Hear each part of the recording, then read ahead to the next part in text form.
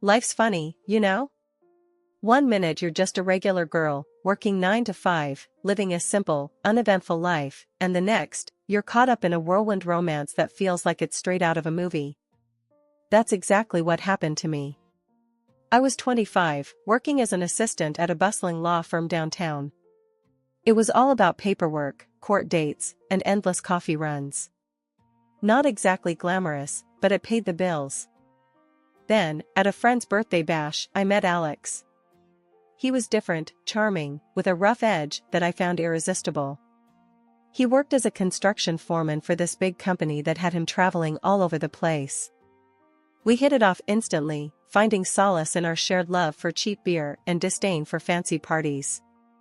Our conversations were real, filled with laughter and a dash of sarcasm. Before we knew it, a short, fiery romance blossomed between us. It was intense, passionate, and completely unexpected. We were like two puzzle pieces that somehow fit perfectly together. "Marry me, Alice," Alex said one night, out of the blue, his voice rough but sincere. We were sitting on my small apartment's balcony, the city lights flickering in the distance. I remember laughing, thinking he was joking. "You serious?" I asked, my heart racing. "As a heart attack," he replied, his gaze locked on mine. And just like that, we decided to tie the knot. No grand gestures, no fancy proposal, just us, making a spontaneous decision that felt right. Our wedding was a simple affair, just close friends and family. My parents had passed away years ago, so it felt bittersweet not having them there. But Alex's mom, Laura, she was like a rock, supportive and kind. She was all Alex had, and soon, she became family to me too. Life after marriage was different. I quit my job to focus on our family, welcoming our son David into the world not long after. Alex's job kept him on the road a lot, but we managed. Or at least, I thought we did. Laura was my go-to whenever things got tough. With Alex away and no parents of my own to lean on, she was my lifeline. "Hey, you're doing great, Alice," Laura would say, her voice always soothing. She had this way of making you feel like everything was going to be okay, even when the world seemed to be falling apart. It wasn't long before the cracks started to show. Alex's business trips got longer, and the money wasn't flowing as freely as it used to. I couldn't shake the feeling that something was off. I remember confronting Alex about it one night, after putting David to bed. "What's going on, Alex? You're barely home, and we're struggling to make ends meet," I said, trying to keep my voice steady. "Ah, come on, don't start with that again. You know I'm doing this for us," he snapped, his tone harsher than I expected. "But it doesn't feel like us anymore. It's like you're living a whole other life," I pushed back, feeling my frustration rise. "You think this is easy for me? You think I enjoy being away? You have no idea how hard I'm working," he retorted, his face tense. The conversation went nowhere. We ended up going to bed angry, the silence between us heavy. I lay there, listening to his steady breathing, feeling a million miles away from the man I married. When David turned 5, Alex dropped a bombshell on me one evening as we were clearing up dinner. "You need to start working, babe. Can't just be me bringing in the dough anymore," he said, not even looking me in the eye. I remember freezing, a plate in hand. "Work? But what about David? Who'll pick him up from school, do the house stuff?" I asked, trying to keep my voice steady. "We'll figure it out. Lots of moms work and manage just fine," he shrugged, as if it was the most obvious solution in the world. So, I found myself a job as a manager at a small car repair shop. The pay wasn't great, but it was something. My days became a blur of work, school runs, and trying to keep our little home from turning into a disaster zone. Alex's contributions dwindled with time, and his business trips stretched so long, I sometimes forgot what it was like to have him around. One night, after putting David to bed and sitting down with the bills, worry gnawed at me like a hungry rat. I dialed Alex, who was supposedly on another one of his never-ending business trips. "Alex, we need to talk. The money's not stretching as far as it used to. What's going on? I asked as soon as he picked up, my voice tight with worry. Oh, not this again, Alex groaned from the other end, his voice laced with annoyance. I'm busting my ass out here, and this is the thanks I get? You nagging about money? I recoiled as if slapped. I'm just trying to understand, to figure out how we can make things better, I said, softer this time, hoping to steer the conversation into calmer waters. Well, maybe if you managed our finances better, we wouldn't be in this mess, he retorted, adding insult to injury. I felt a lump form in my throat, guilt and anger warring within me. Fine. Just try to come home soon, okay? I said finally, the fight draining out of me. Yeah, whatever, Alex muttered before hanging up. I sat there, phone in hand, feeling more alone than ever. It was clear something was wrong, but I couldn't put my finger on it. And with Alex growing more distant with each passing day, I felt like I was staring down a long, dark tunnel with no light at the end. It was just another one of those days, you know? The kind where you're running on autopilot, trying to keep all the balls in the air, work, kid, house. But David, bless his heart, had just brought home this report card that was nothing short of amazing. I was bursting, had to share it with Alex, thinking it would be a nice break from whatever chaos he was wrapped up in. So, I called him, my heart kind of doing that fluttery thing because, despite everything, part of me was still that girl who fell for the charming guy. The phone rings, and I'm picturing him picking up, maybe smiling, when he hears the news. But nah, life had another curveball ready. A woman answers. Not just any woman, but the kind whose voice drips with a mix of annoyance and superiority. Yeah? Who's this? She barks into the phone. I'm standing there, phone pressed to my ear, feeling like I've been sucker punched. I'm his wife. I managed to spit out, my voice a mix of shock and anger. Who the hell are you? Oh, honey, she says, and I can almost hear the smirk. You must be the sad little wife. Listen up, he's in the shower. And you? You need to stop calling. Stop asking for money. He's got a real family now. My world stopped. Just like that. It felt like I was falling, and there was no ground in sight. I hung up, my hands shaking, my heart shattered into a million pieces. Without thinking, I dialed Laura, Alex's mom. She's always been more than just a mother-in-law to me, she's been a friend, a confidant, a lifeline. Laura. I choked out, the moment she picked up. You won't believe what just happened. Laura's voice, usually so calm and soothing, went ice cold. Tell me everything, she said, and so I did. I told her about the woman, the words that felt like daggers, everything. There was a heavy silence, and then, I'm coming over, Alice. We're going to sort this out, Laura declared, her tone brooking no argument. When she arrived, her face was set in a way that told me she was ready for war. We sat at my kitchen table, cups of tea untouched in front of us, and hashed out a plan. Laura was furious, more so than I'd ever seen her. I'm calling him, she announced, pulling out her phone with a determination that was almost scary.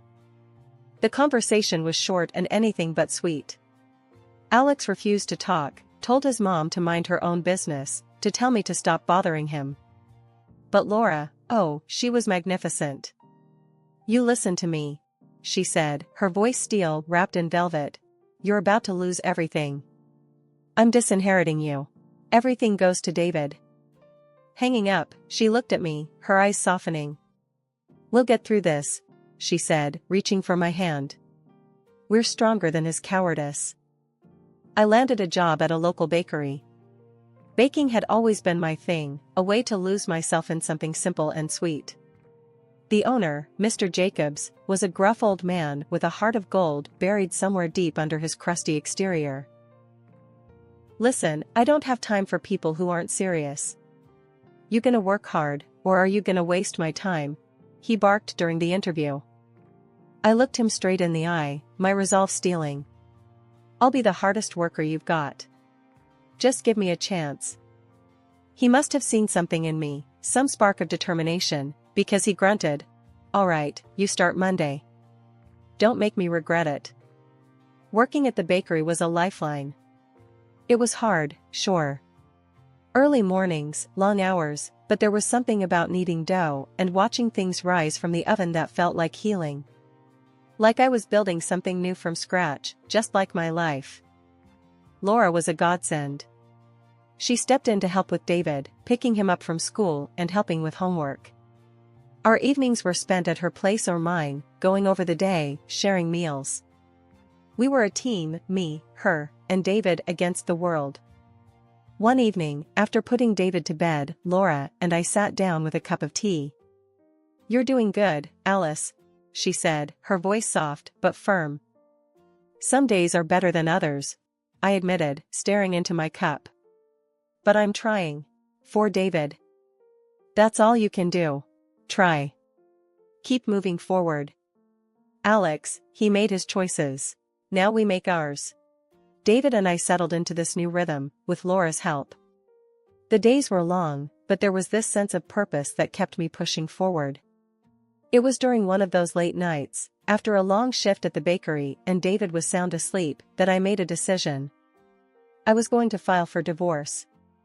I couldn't keep living in this limbo, tethered to a man who had so clearly moved on. The next day, I called a lawyer, a friend of a friend who didn't charge me an arm and a leg. "I want to file for divorce," I told him, my voice steady. "And I want to sue for alimony for David. He shouldn't suffer because his father made selfish choices." Then, the call came. "Alex." His voice was like a thunderclap on the other end of the line, full of rage and disbelief. "You're suing me? For alimony? You've got some nerve, asking for money after everything." I held the phone away from my ear, his shouts echoing in the quiet room. It would have been easy to shrink back, to apologize and beg him to calm down. But I was done being the meek and mild wife he thought he could bully.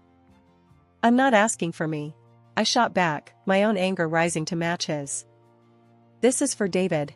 Remember him? Your son?" There was a snarl on the other end. "I won't give you a dime. And I'm not signing any damn divorce papers." I could feel my heart racing, but my voice was ice cold as I replied, "You'll talk to my lawyer. This isn't up for discussion." And with that, I hung up, ending the call and, in a way, closing the chapter on the man I once thought I'd spend my life with. The divorce was messy, dragged out by Alex's stubborn refusal to cooperate. But in the end, the court ruled in our favor. The judge granted the divorce and ordered Alex to pay alimony for David. It was a victory, bitter but necessary. After the dust settled from the divorce and alimony battles, life found a new kind of normal. The bakery job was going well, and I was slowly putting away some savings, hoping to give David something resembling a stable future. But as David grew into his teenage years, I started noticing the gap between us widening. One evening, after a particularly long day, I tried to breach that growing chasm. David was at the kitchen table, buried in his homework, or so it seemed. "Hey, how's school going?" I asked, trying to sound casual, hoping for just a sliver of conversation. "It's fine," he mumbled, not looking up from his books. That was his standard answer these days, fine, a word that managed to say nothing at all. I sighed, leaning against the counter. "You know, I saw a flyer for the science fair. Thought maybe you'd be interested?" David shrugged, the universal language of teenage indifference. "Maybe." The conversation ended there, David retreating back into his shell, me left standing alone in the kitchen, feeling helpless. It was a feeling I'd become all too familiar with. Later, I confided in Laura over a cup of coffee. "I don't know what to do. He's slipping away from me, and I can't seem to bridge the gap." Laura sipped her coffee, her brow furrowed in thought. "Teenagers are tough, but he'll come around. You're doing everything you can." Her words were meant to be comforting, but they couldn't shake the feeling of dread that had settled in the pit of my stomach. I was losing my son, piece by piece, and I didn't know how to stop it. Our exchanges were brief, often strained. One evening, trying to bridge the widening gap, I ventured, "How's the college search going? Found anywhere you like?" David's response was curt, a quick, "It's fine," without looking up from his device. That word again, fine, the most non-committal of reassurances. Hoping to engage him more, I mentioned, "You know, there are some great scholarships out there. We could look into them together?" He finally glanced up, his eyes cold. "I'll manage on my own. Don't need to bother with that. It's not like you can afford to help anyway." His words hit like a physical blow, reminding me painfully of Alex's departure and the financial struggles that followed. "I just want to help," I managed to say, my voice barely a whisper. David shrugged, dismissing the conversation and, it felt, dismissing me. "I've got it covered. I'm going to Norman, got everything planned out." The finality in his tone left no room for argument. He went to college, leaving not just our home but our city, diving into a new life where I seemed to have no place. Calls became rare, then stopped altogether. Holidays came and went without his presence. I sent messages, holiday greetings, and a bit of money when I could scrape it together, clinging to the hope that he still needed me in some small way. Years rolled by, and the void between David and me felt like it had cemented into something permanent. That was until one ordinary day turned extraordinary by gossip that felt like a slap across the face. My son, my David, was getting married. The news didn't come from him, though. I wrestled with the shock, disbelief coursing through me, before I picked up the phone. My heart hammered against my ribs as it rang, each tone a drumbeat to the impending confrontation. "David," I breathed, barely containing the whirlwind of emotions. "Is it true? You're getting married?" There was a pause, a silence that stretched too thin, before he replied, his voice a mixture of resignation and detachment. "Yeah, it's true. I didn't think you'd care to know." The words stung, more than I'd anticipated. "How could you think that?" "David, you're my son. Of course, I care." Another pause, this one heavier, loaded with unsaid things. "I'd prefer it if you didn't come. I just don't want you there." The finality in his tone shattered any hope of reconciliation. The call ended with pleasantries that felt hollow, leaving me staring at the phone long after the line went dead. Laura, when I told her, was aghast. "That's not right. There's something more to this, I'm sure of it." Her conviction sparked a flicker of hope, or maybe it was stubbornness, within me. With a resolve that felt like defiance against David's wishes, I decided to go. Not to make a scene, but to show them all, that a mother's love isn't so easily dismissed. Laura, bless her, stood by me, a united front against whatever lay ahead. We found out the wedding details through a mix of sleuthing and sheer luck, courtesy of David's more talkative friends. An expensive gift was purchased, a silent testament to my love for him, regardless of the chasm between us. Laura and I, a duo driven by a mix of determination and apprehension, arrived at the restaurant. The venue was buzzing, a hive of activity and festive cheer that felt alien to me. We entered, unnoticed at first, the anonymity a small mercy as we took in the scene. There was David, looking every bit the groom, and his fiancée, radiant. And then, like a ghost from the past, there was Alex, with her, the woman who had helped him tear our world apart. David's reaction to seeing us was a storm of confusion and anger. "Mom? Grandma? What are you doing here?" His voice was a mix of incredulity and irritation, the sight of us an unwelcome surprise. I stepped forward, the weight of the gift in my hands grounding me. "I came to give you this, to wish you happiness," I said, my voice steadier than I felt. "You're my son. I had to be here, even if you didn't want me to be." His gaze flickered to the gift, then back to me, a storm of emotions playing across his face. "I told you I didn't want you here," he said, each word a blade. Laura, ever the peacemaker, chimed in, her voice soft but firm. "David, we're not here to cause a scene. We just want to wish you well. That's all." The tension was palpable, a living thing that wrapped around us. Guests stared, whispers fluttering like leaves in the wind. The air was thick with tension as David confronted me with accusations that cut deep. "You cheapskate," he spat. You couldn't even pay for my college or help with the wedding. I'm so ashamed of you, living in that tiny apartment like a loser. My heart sank as I listened to his cruel words. I had always tried my best for him, but it was never enough. Then it hit me, he knew about his father. He had found out that the man I had hidden from him for all these years was a co-owner of a construction company, living in a mansion. And he had chosen him over me. Why? I whispered, my voice trembling. Why didn't you ever tell me? Alex stepped forward, a smug look on his face. I had a sudden change of heart, he lied. Paternal instincts, you know. I knew he was lying, but what could I do? My son had betrayed me, and now his father was rubbing it in my face. Just then, my son opened the gift I had brought him. His eyes widened as he saw the expensive watch inside. Where did you get this? He asked, his voice filled with disbelief. Your grandmother gave me some money, I said. I started my own business, baking. It took off. I've opened several branches now. David looked out the window and saw my new car parked below. He rushed over to me, his face softening. Mom, I'm sorry, he said. I was wrong. I shouldn't have said those things. But it was too late. I had been hurt too deeply. You're just like your father, I said. You betrayed me. At that moment, Laura stepped forward. I've decided to change my will, she said to David. I'm leaving what I have to your mother. You and your father, you've made your choices. My son's face turned ashen.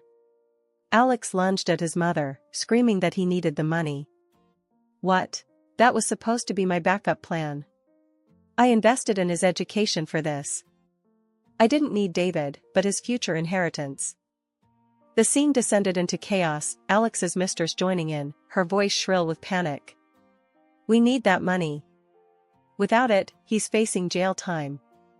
But Laura just smiled and said, You're on your own, son. You made your bed, now you have to lie in it. I looked around the room at the people who had wronged me. My ex-husband, my son, and his mistress. They were all broken and alone, and I felt a strange sense of satisfaction. Laura and I left the venue, the heavy door closing behind us felt symbolic, like the end of a chapter.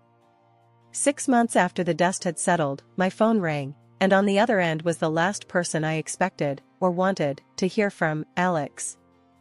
Hey, it's me. He started, his voice laced with a desperation I hadn't heard before. I need your help. I'm in deep, really deep. If I don't come up with some cash, they're gonna throw me behind bars. The audacity of his request left me speechless for a moment. After everything, he had the gall to ask for my help. You've got some nerve, I finally managed to say. After everything, you think you can just call me and ask for money? I know, but you're the only one I can turn to, he pleaded. The sound of his begging was almost surreal, a stark contrast to the man who once held himself so high above me. I let out a bitter laugh. You made your bed, Alex. It's time you lay in it. And with that, I hung up, a sense of finality washing over me. But the universe wasn't done testing me yet. Not long after Alex's call, David reached out, his voice soft and contrite. Mom, I messed up. I see that now.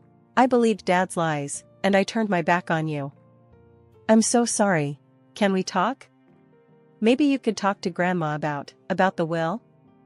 Hearing my son, my flesh and blood, begging for forgiveness and a second chance should have softened me, but the wound was too fresh, the betrayal too deep.